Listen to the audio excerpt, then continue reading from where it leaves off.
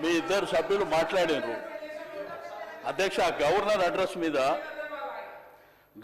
గారి అడ్రస్ మీద ఈరోజు సెషన్ అంతా నడవాలి అని మీరు అవకాశం ఇచ్చారు అధ్యక్ష. ఇట్లా ఇంటర్వ్యూన్ అయ్యి మీరేదైనా చెప్పాలనుకుంటే లాస్ట్లో చెప్పండి, అంతేగాని మీరు మధ్యలో ఇట్లా డిస్టర్బెన్స్ చేసి తూకిత్తా మైకిత్తా అనుకుంటా పోతామంటే మరి సభ నడుస్తుందా? మీరు ఆలోచన చేయాలి. ఎందుకంటే ఈరోజు సభా మర్యాదలని అధికార పక్షమే కాపాడలేకపోతే ఇంకెవరు కాపాడుతారు అధ్యక్ష? దయచేసి మీరు కూడా మా రిస్కులోకి రావాల్సినటువంటి అవసరం ఉంది అధ్యక్ష. వాళ్ళు చేతులు ఎవరు లేపంగానే వాళ్ళకి అవకాశాలు ఇస్తే ఏం జరిగింది 10 ఏళ్లలో, ఇప్పుడు ఏం జరుగుతుంది?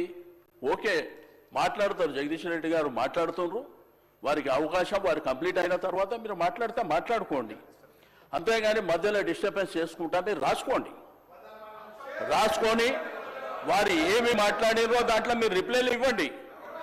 అట్లా కాకుండా ప్రతిసారి మధ్యలో అంటే సభ నడవదు అధ్యక్ష. ఎందుకంటే మళ్ళీ వాళ్ళు మాట్లాడతారు, మళ్ళీ మేము మాట్లాడతామంటాము, మళ్ళీ మిగిలిన సభ్యులు మాట్లాడతామంటే అనవసరంగా సభ నడవదు అధ్యక్ష.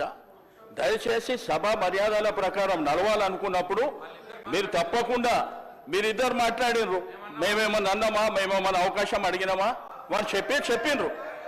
ఎందుకంటే ప్రభుత్వం సైడ్ నుంచి వాళ్ళు చెప్పిండ్రు, మా సైడ్ నుంచి కూడా గతంలో మేము ఏం చేసినాము, ఇప్పుడు మీరేం చేస్తున్నారు, భవిష్యత్తులో ఏం చేయాలనేటువంటిది మేము అడుగుతున్నాం, చెప్పాలి.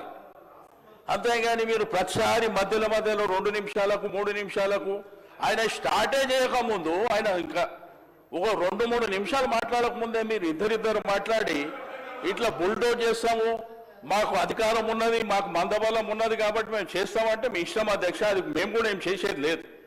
ఎందుకంటే మీరు ఇదే విధంగా జరిగితే మమ్మల్ని రమ్మంటారా రావద్దంటారా మీరే చెప్పాలి. ఎందుకంటే ఇట్లా చేసుకుంటా పోతే కరెక్ట్ కాదు అధ్యక్ష.